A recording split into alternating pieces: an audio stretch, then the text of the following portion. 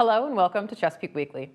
Well, we've been quite lucky over the past few years when it comes to hurricanes, but remember, it only takes one storm to devastate a community. Now, the key to resiliency is being prepared, and that starts with each individual household. Here are some tips from Chesapeake Emergency Management. They should be thinking about overall, what are they going to do, right? Where are they going to go? What zone they're going to be in? Do they have everything they need for emergency kits? What about their families, their pets, medication? They should start thinking about it now. June 1st is the beginning of hurricane season, so now's a great time to start doing that. Part of that planning process includes shelters. So knowing your zone is the first thing. You can go on Know Your Zone Virginia and just look up, put in your address. It's going to tell you where your zone is. And from there, you should really have family and friends first, right? Because sometimes in Chesapeake, we don't always need to leave our whole city, but we just might need to go find a friend or family member. If you're in Zone A, to go to Zone B, C, or D. And then the next thing is sheltering. So if for some reason you have to leave your house, you want to always stay in touch with the localities. So Chesapeake Alert is a great resource for folks to sign up on, so that way they can get an idea of where the shelters are going to be open and where they can go. And then of course with Chesapeake Alert, they should just in general listen to officials, because if they have to evacuate the area, that'll come through on Chesapeake Alert. You know, when I think of a hurricane preparedness kit, it's not just for hurricanes here.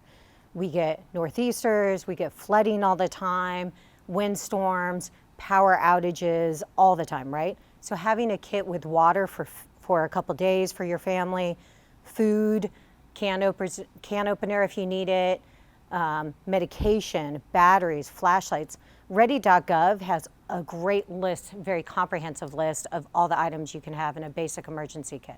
The other thing with hurricane preparedness is get flood insurance. We can't say it enough, that flood insurance helps. You're gonna need it. It's just like car insurance. It's not a matter of when you're gonna get in an accident or when you're gonna run into that pothole, but just it's gonna happen. So having that flood insurance is gonna help protect you and your family and your home, even if you're a renter.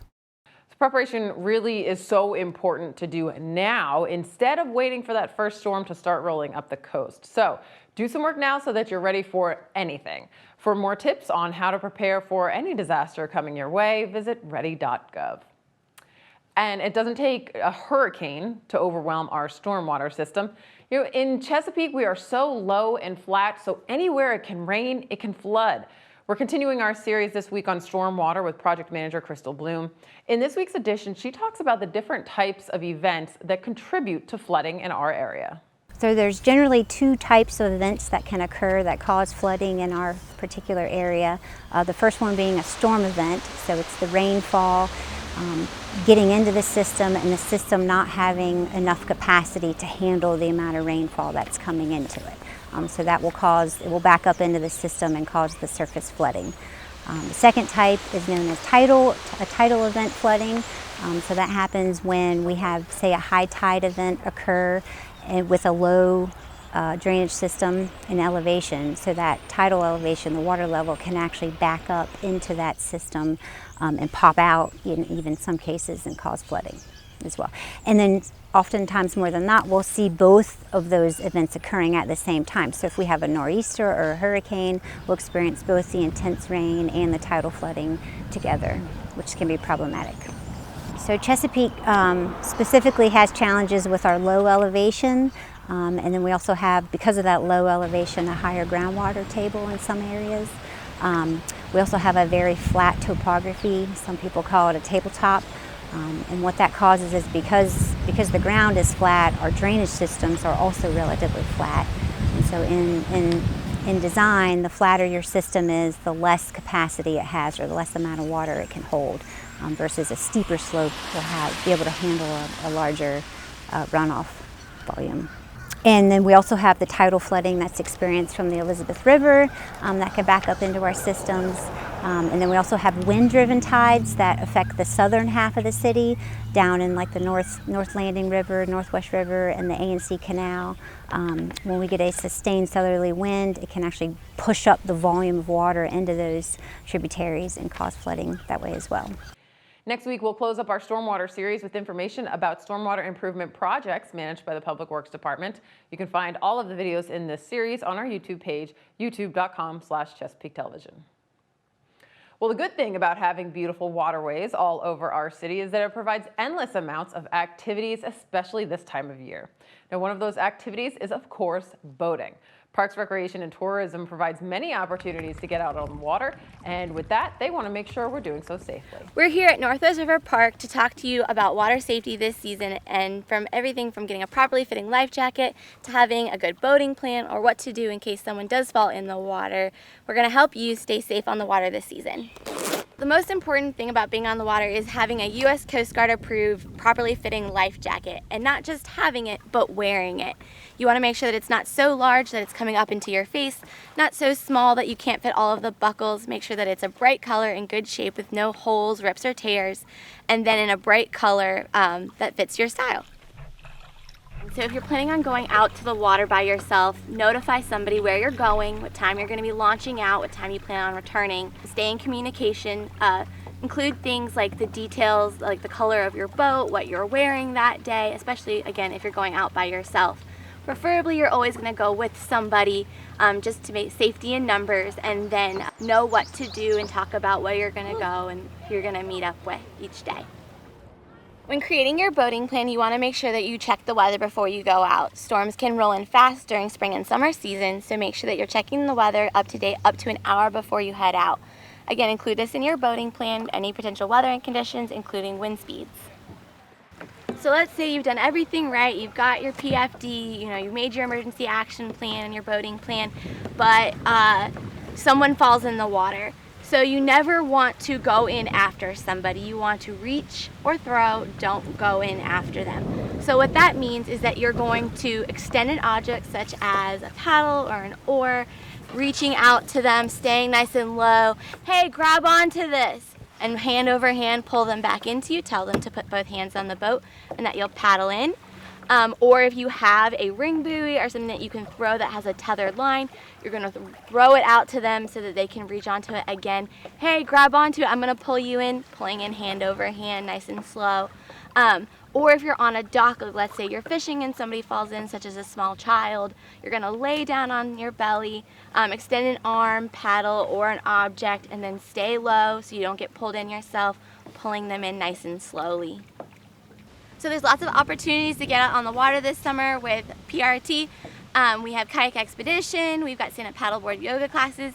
To find out more about opportunities to get on the water, visit us at www.cityofchesapeake.net/PRT. I'm Brittany with the City of Chesapeake Parks, Recreation, and Tourism. Stay safe on the water this year. And like she mentioned, kayak expedition is coming up, and it's a great way to get out on the water with some help and guidance from the Parks and Rec staff. That event takes place this month at Oak Grove Lake Park. There will be kayaking, canoeing, paddle boarding, as well as music and food trucks. It's going to be a great event. Learn more at cityofchesapeake.net/PRT. Well, tolls on the Chesapeake Expressway have officially moved into their peak weekend rates. This means that taking the Chesapeake Expressway now costs more on weekends. You can find toll rate specifics at ChesapeakeExpressway.com. And of course, we often get the question about how we balance toll rates with traffic diversion.